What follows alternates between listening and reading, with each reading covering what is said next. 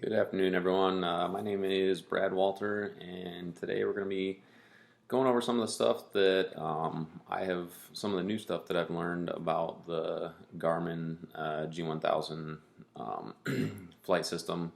I've got a little bit of experience with the G1000, but definitely not a lot. A couple of the planes at my flight school do have the G1000 installed in it, but I haven't primarily been flying those. I've typically been sticking with either some steam gauge aircraft or some that just have like upgraded displays, like the G5 displays that are coupled to like a Garmin 430 or something along those lines. So I would say probably flown in a G1000 aircraft definitely less than 10 times. So this course will definitely be helpful for when I progress and start utilizing that a little bit more.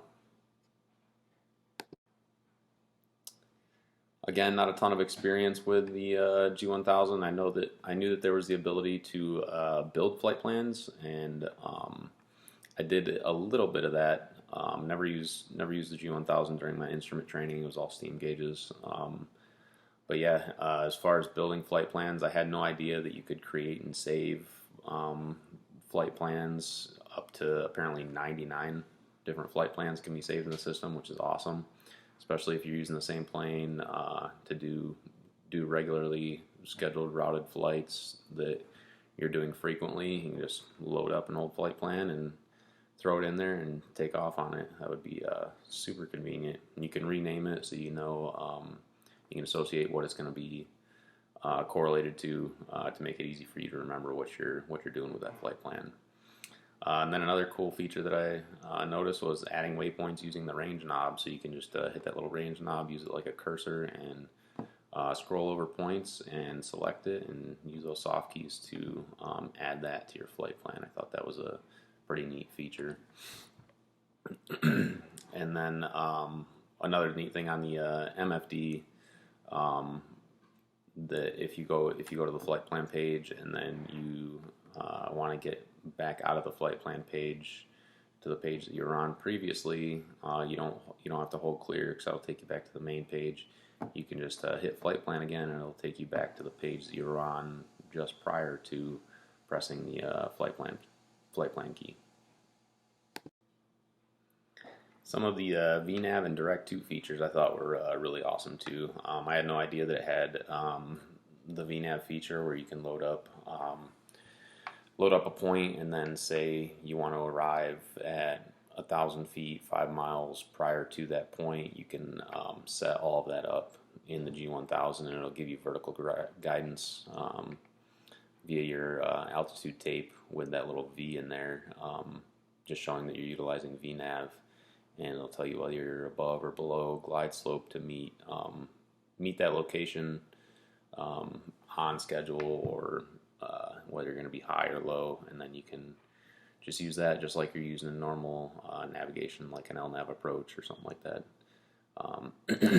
Then also using the Direct 2 feature, I thought was really cool, that if the point is not directly in front of you, so maybe it's a little bit behind you, off maybe 100 degrees to your left or something like that, it will actually offset your course line so that it sets you up to basically make a standard rate turn to join that Direct 2 line.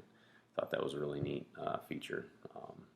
So you're not blowing past it and then having to correct back to it. That was a good feature as well.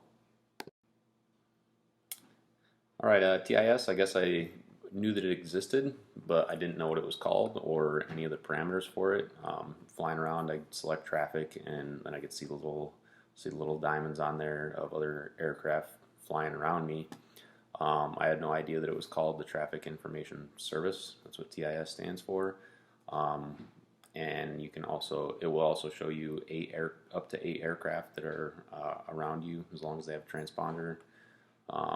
And then it'll go out to a distance of 7.5 miles from your aircraft, with 3,000 foot above and 3,500 feet below your current aircraft position. So it's definitely good information to know how far the reach is of that system, and give you better situational awareness on what traffic it's going to be pulling in and displaying to you. Map customizations is another neat thing that I didn't really know anything about. You can display different airways, so you can select whether it's displaying low or high airways. Obviously, with most of the flying that I'm doing, it's just general aviation in a small plane, so I'm going to be displaying low 90% of the time. Then the other feature that I found really cool was your fuel rings that you can set up. You'll obviously have to have your profile built well in the system. Then you can set up whether you want to have it display a 30-minute reserve, 45-minute reserve, or even longer than that if you want, and it'll show you based on your current winds and course on how far you're going to be able to make it with your fuel remaining. And again, you obviously have to set up how much fuel you're starting out with, and all that information as well, so it can get some accurate data from you.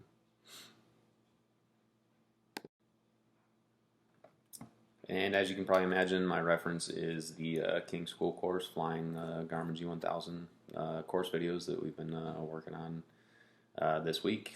Retrieved them from the website today. Hope y'all enjoyed the video, and looking forward to learning more about the G1000 and get more comfortable with it. Thanks.